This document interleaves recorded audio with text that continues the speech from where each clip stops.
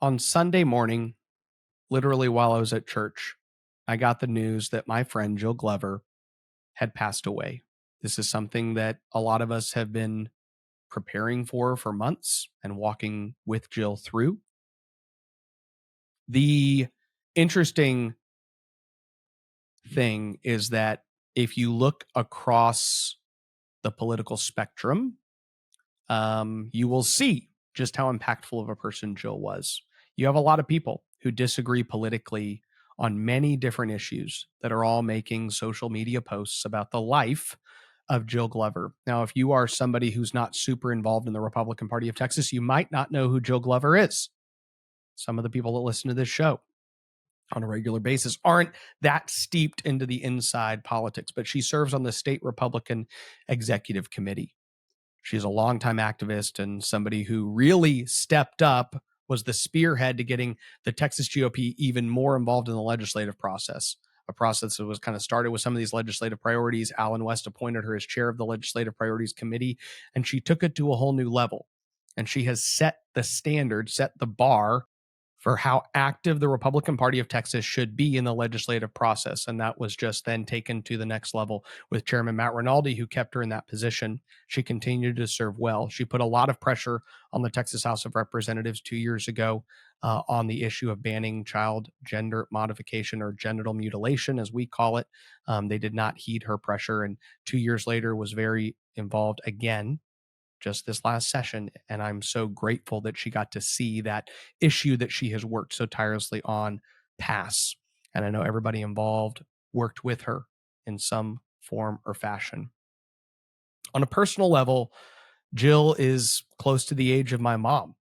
And even this last legislative session, we had the chance to just sit down for dinner several times, just the two of us, and have conversations about the politics of the session, policies that were going on. She was someone who I worked with closely in many different respects on many different issues. I don't want to dig into the politics of all this right now. I want to tell you that literally a couple weeks ago, actually at this point, like well over a month ago, my pastor asked me to preach on Sunday, and he asked me to preach the Sunday after Christmas. So this would have been December 31st. And the passage that we went through that week was the Song of Simeon. And Simeon is a man who God told he would see the Messiah before he died. And so Simeon would go to the temple on a regular basis. And when the time came for Jesus to be brought to the temple by his parents, Mary and Joseph, he was brought, and Simeon saw him. He beheld him. And when he held him in his arms, he actually made a statement. He actually said, "My eyes have seen your salvation." This is a proclamation he makes. And then he says, "Now your servant may depart in peace." That full sermon, you can go to my YouTube channel. I posted it for any of y'all who want to listen to it. But in the course of preparing this sermon, I couldn't help but think of Jill. And she told me quite a while ago, it was following the legislative session, that she was very, very sick. And she walked through that sickness. I'm going to read you the note that she shared a number of weeks ago when she went home. "My precious friends, I have cancer that is very insidious and aggressive. I tried many and alternative treatments before going to UT Southwestern. Nothing worked. The cancer quickly escalated and I lost mobility and became bedridden. We did the very latest and most innovative treatments along with conventional treatments. Though it relieved some pain, it did not alleviate the swelling in my neck and right side of my body. The cancer invaded my lungs and I suffered a lung collapse while in the hospital. Yesterday, we had our final visit from the doctors, and they have no further ability to treat me further. My options were to go to a nursing home where I would have no quality of life, or have hospice care at home. My deepest desire was to come home, and God gave me a way. Although I didn't think I could, it all worked out. I consider that mercy from God. Curtis, my husband, has given me the greatest gift in bringing me home when I had nowhere else to go. This world is fleeting. It is not my home. While I have made many mistakes, I have done my best to be faithful to what God has called me to do. I am not indispensable. You all know what to do. Keep sharing the gospel of Jesus Christ. It is the most important thing of all. While in the hospital, I got to pray with a young doctor for his son. Many nurses prayed with me. You never know whose path you may cross, who needs encouragement or needs to hear about Jesus. Politics will go away when Jesus comes to rule. In the meantime, please stand for biblical truth. You all have blessed me beyond measure. Always look to share Jesus. Jill. If you aren't prepared to die well, then you are going to struggle to live well. We have a saying in this world, I can die a happy man. Have you ever heard that? Have you heard somebody use it? It usually happens after some euphoric experience. I use this example in my sermon. I said that I think I've used it after eating a really good ribeye. Now I can die a happy man. The idea is that prior to eating that ribeye, or prior to this other euphoric experience in your life, if you were to die at that point, you would not be happy. But now that you've done this thing or accomplished this feat, you can die a happy man. And Simeon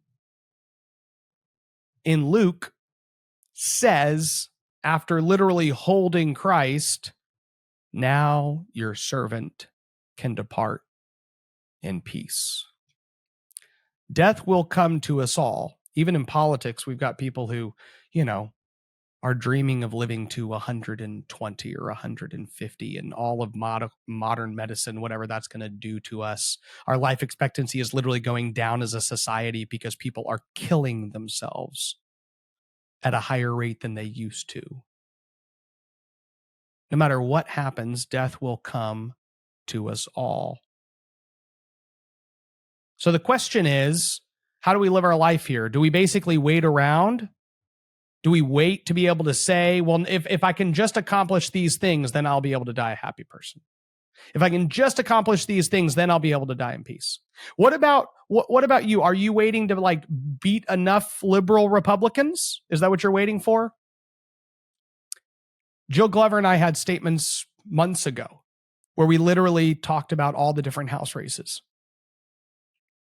Even in the worst parts of her treatment, she would say, I need you to keep me up to date. It helps keep my spirits up. So I'd send her updates on the races, an endorsement that was made, or fundraising goals, candidates that got in the race.